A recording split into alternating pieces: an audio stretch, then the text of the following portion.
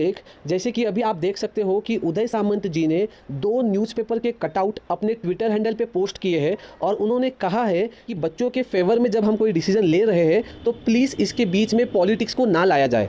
ऐसा उन्होंने क्यों कहा है ये मैं आपको बताना चाहूँगा, क्योंकि जो 2 कटआउट्स उन्होंने अपने ट्विटर हैंडल पे पोस्ट किए हैं उसके अंदर जो पहला कटआउट है वो है महाराष्ट्र प्रदेश के जो मंत्री है, जो एबीवीपी मतलब अखिल भारतीय विद्यार्थी परिषद, इसके जो मंत्री है स्वप्नील बेगडे जी, इन्होंने कहा है की उच्च व तंत्रशिक्षण मंत्री विद्यार्थ्यांच्या भावनांशी खेळत आहेत। 8 मे रोजी परीक्षा झाली पाहिजे असे सामंत म्हणत होते आणि आता अचानक यूजीसीला पत्र पाठवून सरकार अंतिम वर्षांच्या विद्यार्थ्यांच्या परीक्षा घेण्यास असमर्थ असल्याचे सांगणे खेदजनक आहे।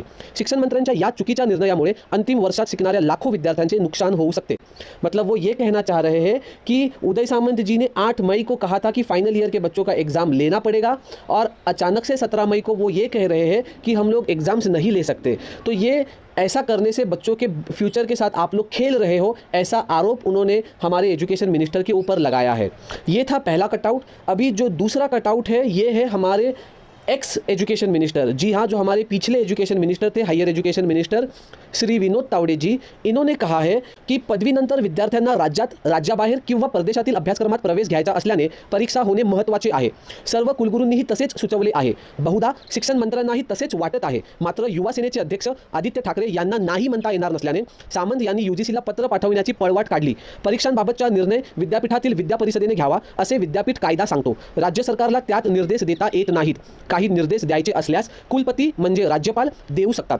विद्यापीठ परीक्षांबाबत कुलगुरू शिक्षण तज्ञ जे म्हणतात ते ऐकले पाहिजे। विनोद तावडे जी, इन्होंने हमारे जो एजुकेशन मिनिस्टर है उनके ऊपर बहुत बड़ा आरोप लगाया है और मतलब उनका ये कहना है कि फाइनल ईयर का एग्ज़ाम्स लेना पड़ेगा क्योंकि बच्चे आउटसाइड इंडिया, आउटसाइड स्टेट जाके पढ़ते हैं तो उनका एग्ज़ाम होना कंपलसरी है।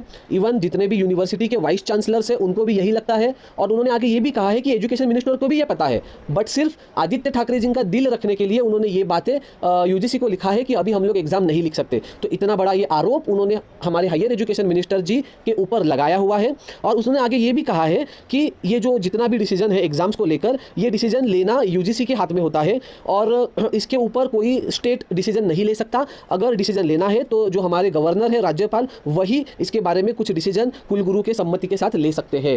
तो अभी आने वाले कुछ समय में ये देखने को मिल सकता है कि पूर्व एजुकेशन मिनिस्टर और अभी के एजुकेशन मिनिस्टर के बीच में ये वॉर चल सकता है, ट्विटर वॉर जिसे हम कहते हैं। तो अब देखना पड़ेगा कि यूजीसी इसके बारे में क्या डिसाइड करता है, यूजीसी क्या फैसला देगा। थोड़ा सा ये मामला पेचीदा होता हुआ नज़र आ रहा है क्योंकि पीछे वाले एजुकेशन मिनिस्टर ने ऐसा कहने की वजह से इस मामले में थोड़ा सा एक तरह से टेंशन भी आ चुका है, एक तरह से ट्विस्ट भी आ सकता है।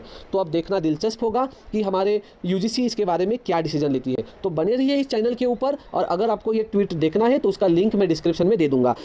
ऐसे ही लेटेस्ट अपडेट मैं आपके लिए लेते आता रहूँगा और अगर आप चैनल पर नए हैं तो प्लीज़ चैनल को लाइक, शेयर एंड सब्सक्राइब कर दीजिए और उस बेल आइकॉन को दबाना